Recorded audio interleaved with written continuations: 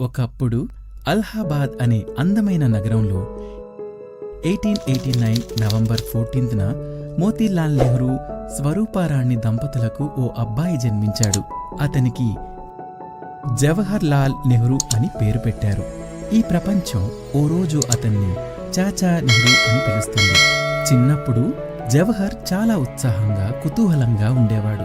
అతను బొమ్మలు, ఆట వస్తువుల కంటే పుస్తకాలనే ఎక్కువగా ఇష్టపడేవాడు. తరచుగా ఆకాశంలో నక్షత్రాలను చూస్తూ ఇలా అనేవాడు, Someday, I want to know everything about this amazing world. ఆయన తండ్రి జవహర్ కోసం అత్యుత్తమ టీచర్స్ ని నియమించారు. ఆ తర్వాత జవహర్ పై చదువుల కోసం హారో స్కూల్ ఇంకా కేంబ్రిడ్జ్ యూనివర్సిటీలో చదువుకోవడానికి ఇంగ్లాండ్కి వెళ్లారు. ఆయన సైన్స్, హిస్టరీ, లా చదువుకున్నారు. కానీ అన్నిటికంటే ముఖ్యంగా నిజమైన జ్ఞానం అంటే ఇతరులకు సహాయం చేయడమే అని తెలుసుకున్నారు. ఆయన భారతదేశానికి తిరిగి వచ్చినప్పుడు ప్రజలు బ్రిటిష్ పాలనతో పడుతున్న కష్టాలు, బాధలను చూసి నిశ్శబ్దంగా ఉండలేకపోయారు. మహాత్మా గాంధీని కలిశాక వారిద్దరి ఆలోచనలు భారతదేశ స్వాతంత్ర్యం కోసం ఏకమయ్యాయి.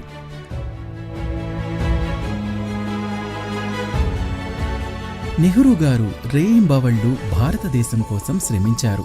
ప్రజలతో మాట్లాడేవారు, మార్చులకు న్యాయకత్వం వహించారు. అనేకసార్లు జైళ్లకు కూడా వెళ్లారు.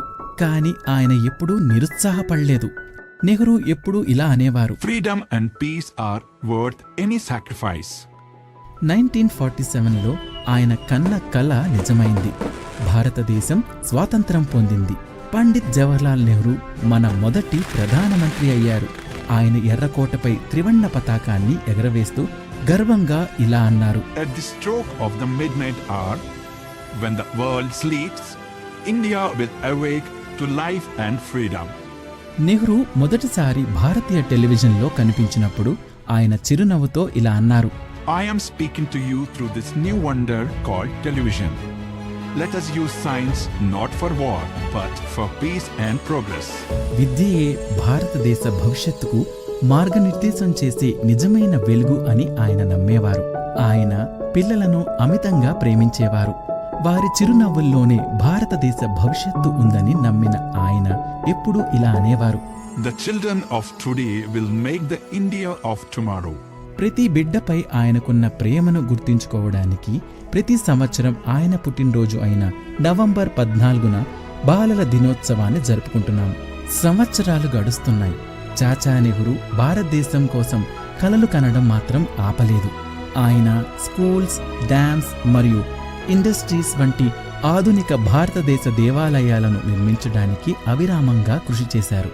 1964లో ఎంతో సేవ చేశాక ఆయన అనుకోకుండా ఓ రోజు అనారోగ్యంతో ఈ లోకాన్ని విడిచి వెళ్ళిపోయారు. దేశం మొత్తం దుఃఖించింది. ఓ ప్రధానమంత్రి కోసం కాదు, తాము ఎంతో ప్రేమించే చాచా నెహ్రూ కోసం.